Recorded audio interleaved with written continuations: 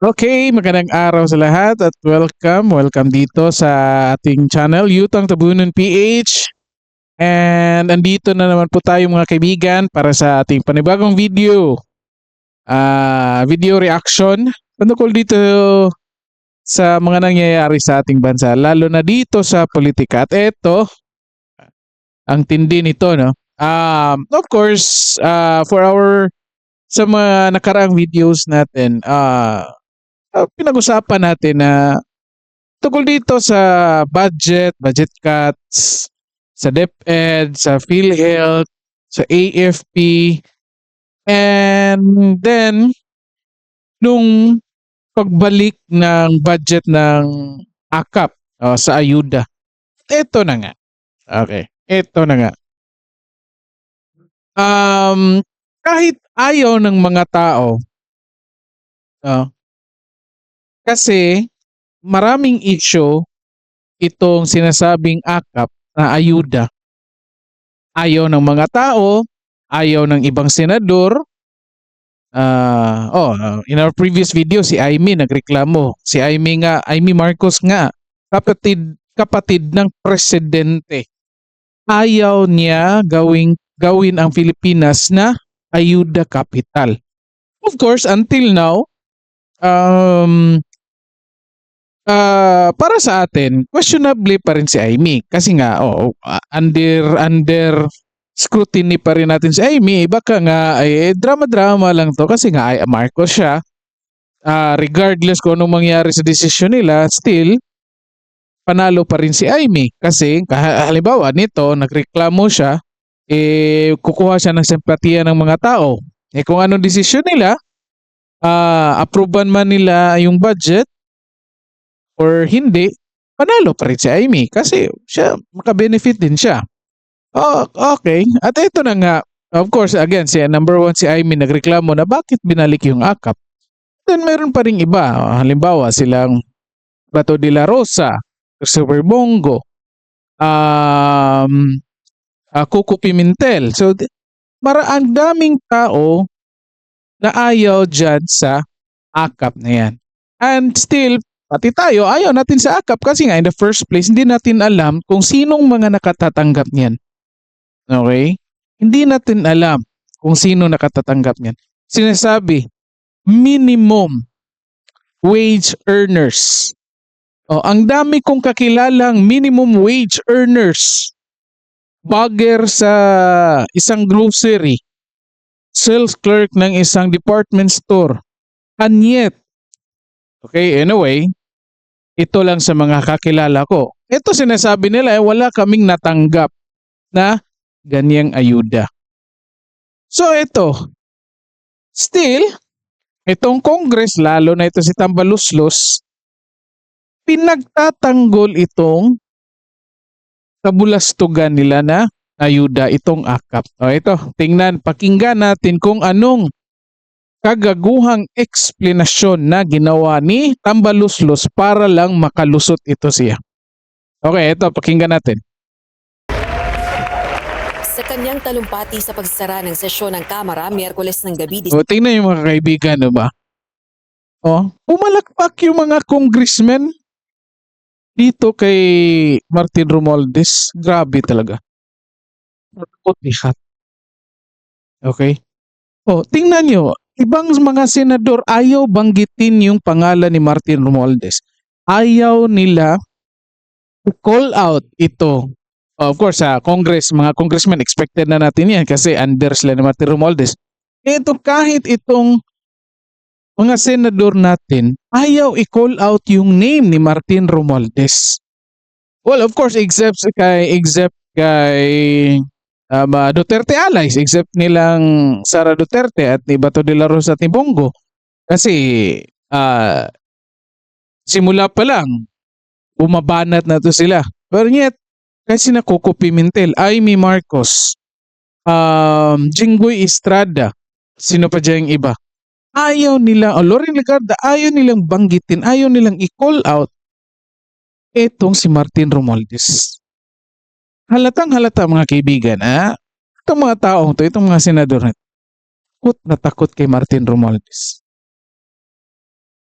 halatang meron silang nalalaman patungkol dito kay Martin Romualdez na kinatatakutan nila. Hindi lang natin alam kasi nga hindi man natin kilala ito si Martin. Kilala lang na natin ito as a politician, yet itong within the circles of Martin Romualdez, mga senador, ibang congressman, natakot dito kay Martin Romualdez. Again, ayaw nilang i-call out. Alam naman nating lahat na ang responsable ng akap na yan ay si Martin Romualdez. At siya rin ang sinasabi ni Sara Duterte, siya rin at si Zaldico ang may hawak ng budget ng Congress. And yet, ang daming taong ayaw i-call out yung name niya. Tayo lang tayo lang mga ordinaryong Pilipino ang naglakas loob na nagko-call out dito kay Martin Romualdez. Yung iba takot talaga. Ito, pakinggan natin kung anong sasabihin niya. Anong palusot niya dito patungkol sa akap. December 18, dumipensa si House Speaker Martin Romualdez sa paglalaan ng pondo para sa ayuda. Sa gitna ito ng kritisismo sa 26 billion pesos na halaga ng ayuda para sa Kapos ang Kita Program o AKAP ng Department of Social Welfare and Development sa bersyon ng 2025 General Appropriations Bill na inaprubahan ng Bicameral Conference Committee. Depensa pa ng House Leader, may resibo ang bawat tumatanggap ng financial assistance ng Administrasyong Marcos Jr. Tila may pinasaringan pa ito sa issue ng Notice of Disallowance ng Commission on Audit o COA. Ayuda is not charity, it is justice. Sa mga Diba? Nako. Anong klaseng palusot yan? Justice. Justice yan, Martin Romualdez. Saan yung justice? Paano naging justice yan? Nagkuha kayo ng pera ng ibang tao, yung nagbabayad ng tax, tapos ibibigay nyo sa iba. Nasaan yung ayuda? Nasaan yung justice niyan? Baka hindi mo alam anong ibig sabihin ng justice. Baka wala kang dictionary, sir. Martin Romualdez. Nagkuha ka ng taxes galing sa mga tao, ginamit mo yan para lahat makabenepisyo. Yan yung justice. Hindi yung kukuha ka, tapos ibibigay mo sa iba. Bakit naging justice? Gago talaga. Kahit anong sabihin lang, makalusot lang eh. Hindi naman. Ito pang yung ibang congressman, pumalakpak pa. Tingnan natin. handang ipakita ng administrasyong ito kung saan napunta ang Tingnan natin. Sa mga kontra sa ayuda, handang ipakita Saan na Sa yun? issue ng Notice of Disallowance ng Commission on Audit o COA. ayuda is not charity, it is justice. Sa mga Diba? May pumalakpak. Pinuto lang ng UNTV eh. Hindi, sige lang. Sana yung original video pala yung kinuha natin. No? Ito, yung main points na lang na present ng UNTV. And still, ayuda is justice. Martin Romualdez. Insulto yan. Number one, sa mga tao na naghahanap buhay, nagbabayad ng tax. Kasi pinapamukha mo sa kanila o sa amin na nagbabayad ng tax na meron kayong mga taong inaalaw or hinahayaan na hindi maghanap buhay or maging kontento lang kung anong natatanggap nila ngayon. Anong tawag mo? Insulto yan. Sa lahat ng tao. Hindi yan justice. Paano mo naging sabing justice? Ang grabing palusot na yan. Ang justice, nagkuha ka ng pera ng ibang tao kasi nga for the purpose na gamitin mo yan sa lahat ng na kung saan lahat ng tao ay makabenepisyo. O yan nga, o nagkuha kayo ng tax, then ginamit pang paganda ng karsada, then okay yan, justice yan. O, kasi kami nagbabayad ng tax, okay lang kasi ginamit dyan sa proyekto na yan, lahat tayo nakabenepisyo. Regardless kung nagbabayad ka ng tax or hindi, or mas malaki yung tax mo compared sa akin, okay lang yan. Kasi nakikita namin na lahat ng tao nakabenepisyo. Ano yung ayuda nyo? Yung akap? Naku, ang tindi ng... Dito natin makakita, mga kaibigan, na sanay talaga ito si Martin Romualdez sa paggawa ng mga kasinungalingan. Imagine ninyo, kahit yung ayuda na gawa ng paraan, nilagyan ng bagong definisyon yung justice or yung ayuda para lang na tanggapin ng mga tao itong proyekto niya na akap. Dito natin makikita na talagang master ito sa lahat ng mga kasinungalingan. O tingnan yung nguso niya. Diba? Na ito. Kontra sa ayuda, handang ipakita ng administrasyong ito kung saan napunta ang bawat sentimong inilaan para rito. Hindi nga yun na yung issue namin. Hindi nga yan yung issue namin. Kasi nga, halimbawa, may pakita mo nga lahat na yung mga nakalista na beneficiaryo ay nakatanggap. Let's say, nakatanggap sila lahat. At naubos yung pera, naubos yung budget for AKAP para doon sa kanila. Anong resulta nun? Edi ginawa mo pa rin yung mga tao na maging tamad kasi pinaasa mo ng ayuda galing sa gobyerno. Yun nga yung ayaw ng mga tao. So regardless na makita ka ng ebidensya na nakatanggap yung mga tao, regardless na kung ilang tao yan ang nakatanggap, ayaw ng mga tao ng ganyan. Kasi meron ng existing yung 4Ps. Enough na yun. Yung 4Ps na nung nag-umpisa, ang daming reklamo nun. Kasi unfair sa mga tao na nagbabayad ng tax and yet ibinibigay sa iba. Okay?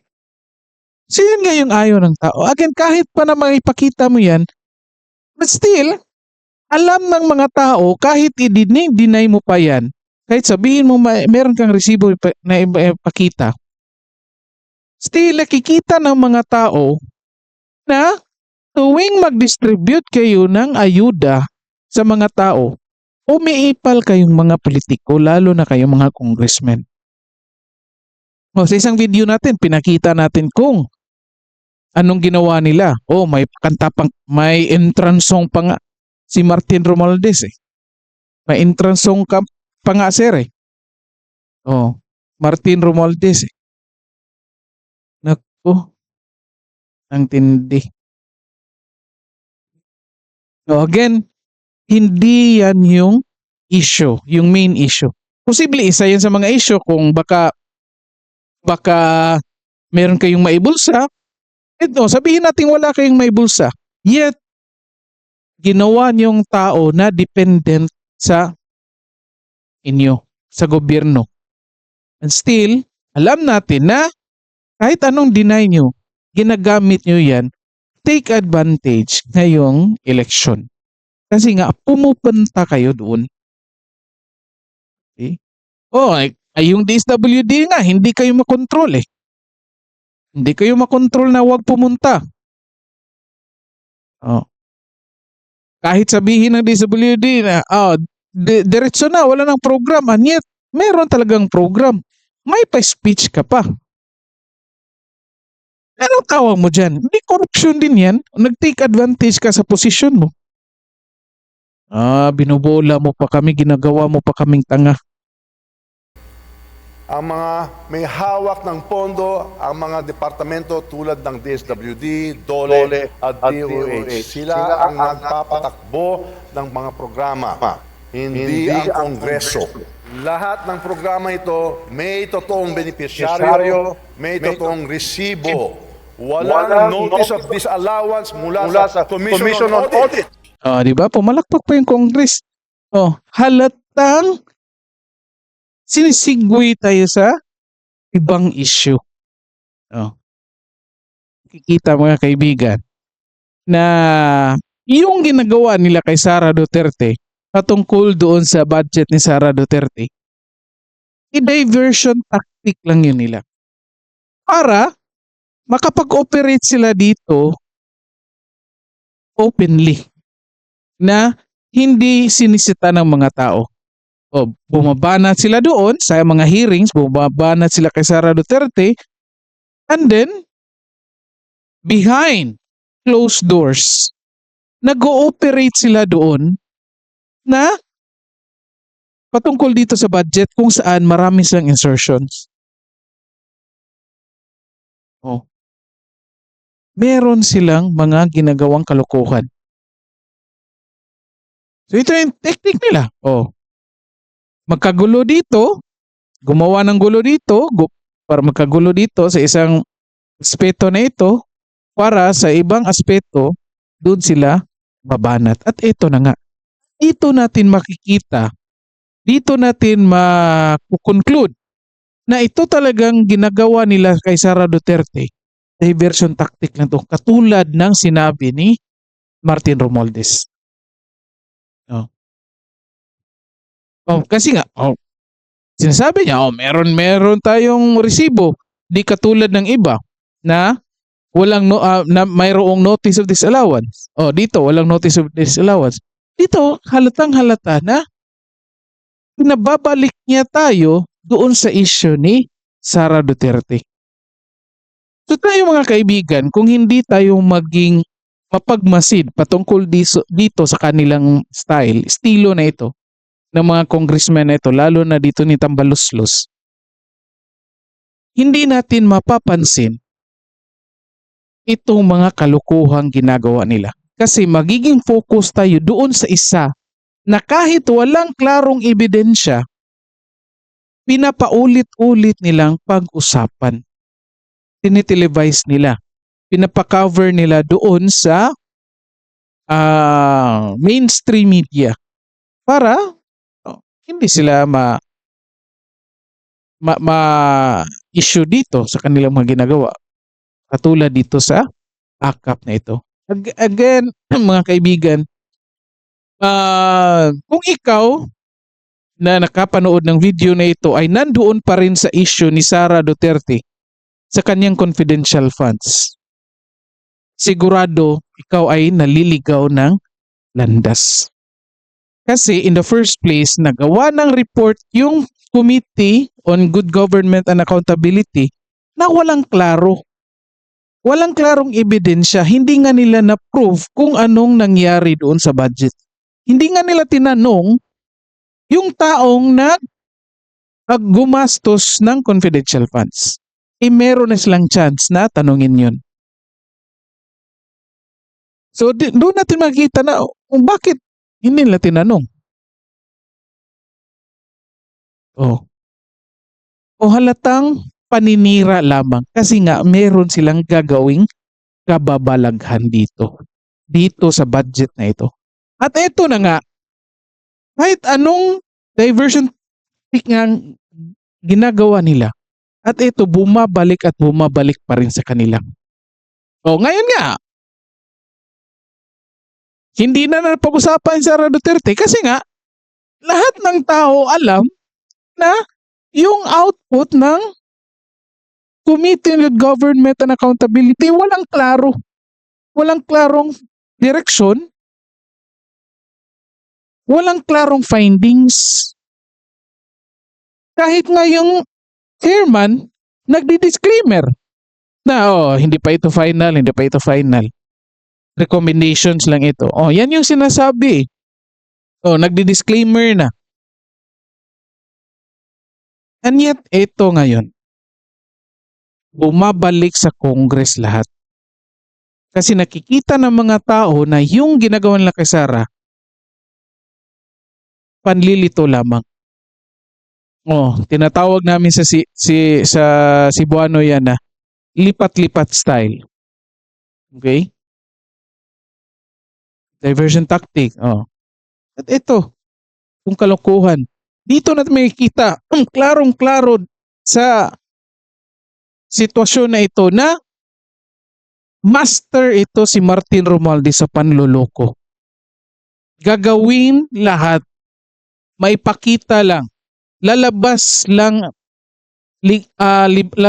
ang isang kalokohan na magiging legal. So, isang kalokohan gagawin niyang legal. At ito na nga, ito, Exhibit A ito. Oh, ayuda, ginawang justice. Ano naging justice yan? At ito, diversion tactic. Oh, issue sa ayuda, pinupukol doon sa issue na tinitira nila kay Sara Duterte. Oh, kahit yung issue niya, yung ayuda, yung akap ang pinapausapan. Dito natin makikita nga itutuso talaga itong taong. So, patuloy natin.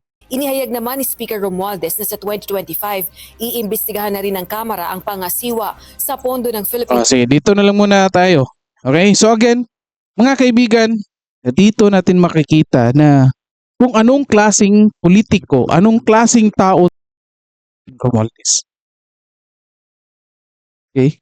Dito natin makikita sobrang tuso. Magaling itong mambola, magaling itong manloko. Kalain mo, definition ng ayuda ginawang justice.